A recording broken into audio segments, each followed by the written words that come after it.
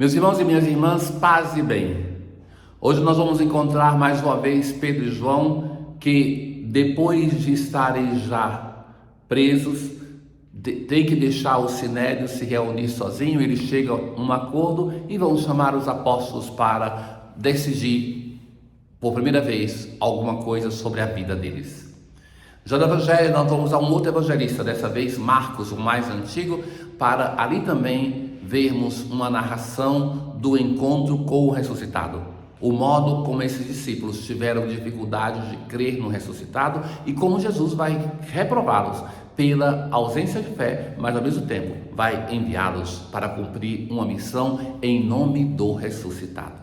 Somos nós hoje, igreja, que também muitas vezes nos encontramos nas nossas crises de fé, mas que o Senhor continua a confiar em cada um de nós para que Ele seja conhecido, para que como instrumentos não aptos, mas como instrumentos escolhidos pela graça de Deus, nós possamos anunciar o ressuscitado no mundo de hoje.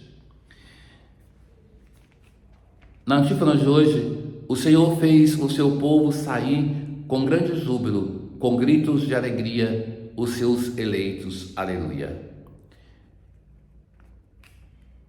Os chefes dos sacerdotes, os anciãos e os escribas ficaram admirados ao ver a segurança com que Pedro e João falavam, pois eram pessoas simples e sem instrução.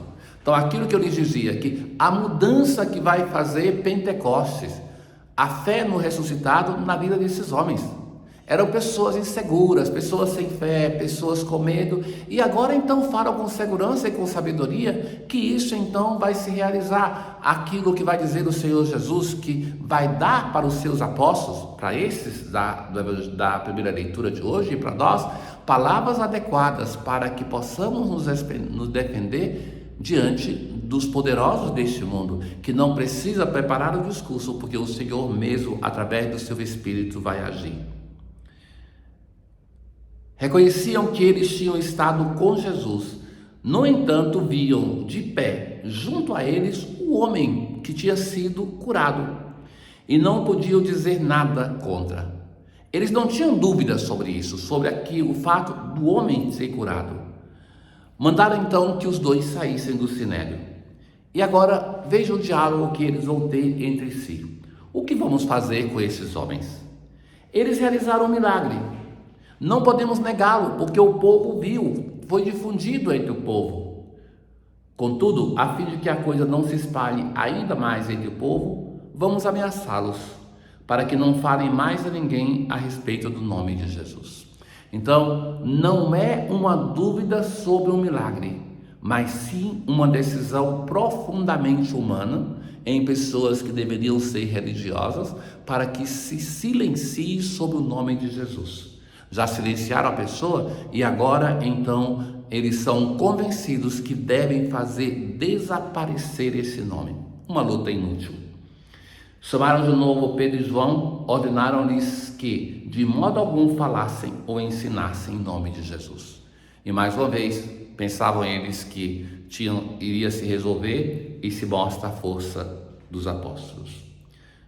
Vão responder: julgai vós mesmos se é justo diante de Deus que obedeçamos a vós e não a Deus. Quanto a nós, não podemos calar sobre o que vimos e ouvimos. É belíssima essa frase de Pedro e João. Nós não podemos calar tudo o que vimos e ouvimos. Se alguém faz uma verdadeira experiência de fé, quando se vai na igreja, quando se encontra com o ressuscitado, quando se tem a alegria do encontro, se volta para casa e se conta e se fala. Essa é a experiência de fé. Não é possível calar se ela é verdadeira. Então, insistindo em suas ameaças, deixaram Pedro e João em liberdade, porque eles não tinham meio para castigá-lo por causa do povo, pois todos glorificavam a Deus pelo que havia acontecido. Então, o povo via e, como acontecia com Jesus, glorificava a Deus por aquilo que estava acontecendo. Nós continuamos assim a rezar com o mesmo salmo de ontem, o Salmo 117. O Senhor é minha força e meu canto, e tornou-se para mim o Salvador. O Senhor severamente me provou, mas não me abandonou às mãos da morte. Aquilo que está vivendo Pedro e João é uma provação, mas Deus não abandona os seus discípulos. Dou-vos graças ao Senhor porque me ouvistes e vos tornastes para mim o Salvador. O Evangelho de Marcos, que é breve, tem 16 capítulos, o mais antigo dos evangelhos, ele tem duas conclusões. Depois da primeira conclusão, que não fala nada de aparição e que fala simplesmente que os apóstolos não acreditavam, se acrescenta essa nova conclusão que é do Evangelho de hoje, que nós não temos até o último versículo do Evangelho, mas tem a narração de 3 aparições do Senhor.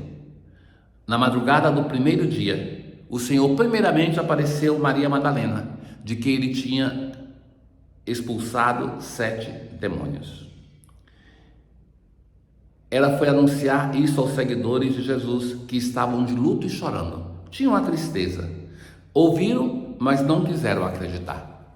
Então, aqui é o fato já narrado em outros evangelhos, que Maria Madalena é aquela que está sempre presente em todos os evangelhos, que ela vai até os discípulos não acreditam, não quiseram acreditar. É pior do que não acreditar, é não querer, é ter convicção.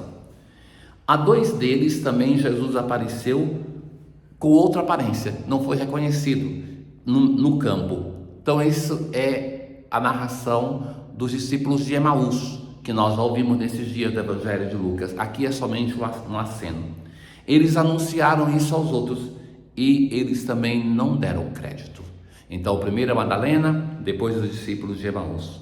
Por fim, como que dizendo assim, agora basta, eu mesmo vou aparecer para eles, não mando mais a Madalena, nem os 2, porque o testemunho da Madalena poderia ser facilmente desqualificado.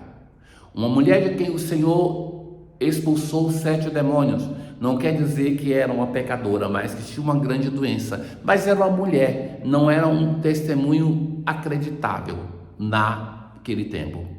Agora manda 2 discípulos, talvez um deles fosse uma mulher, não se fala de 2 apóstolos, mas de 2 discípulos, mas também a isso não acreditam.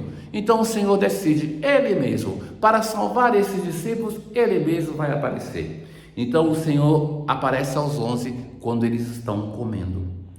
Repreendeu-os por causa da falta de fé e pela dureza de coração.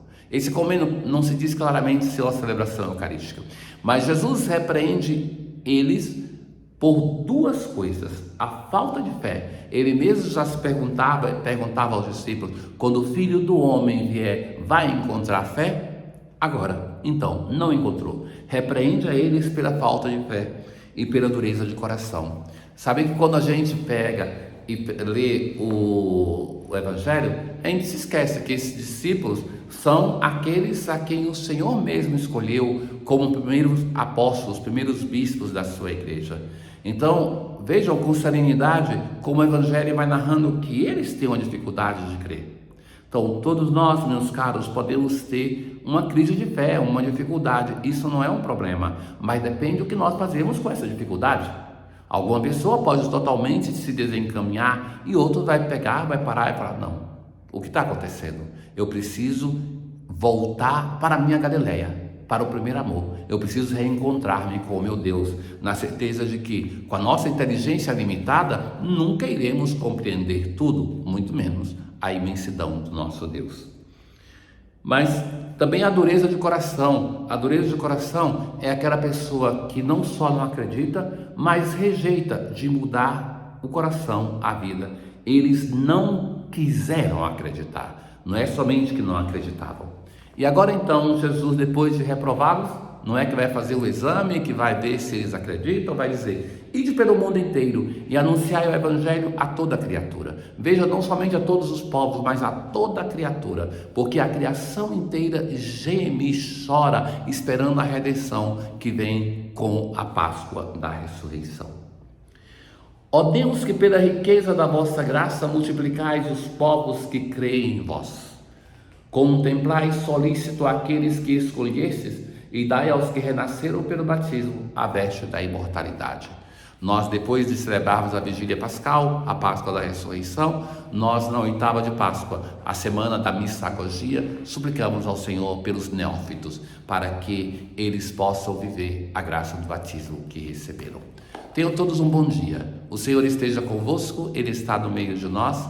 Abençoe-vos o Deus Todo-Poderoso, o Pai, o Filho e o Espírito Santo. Paz.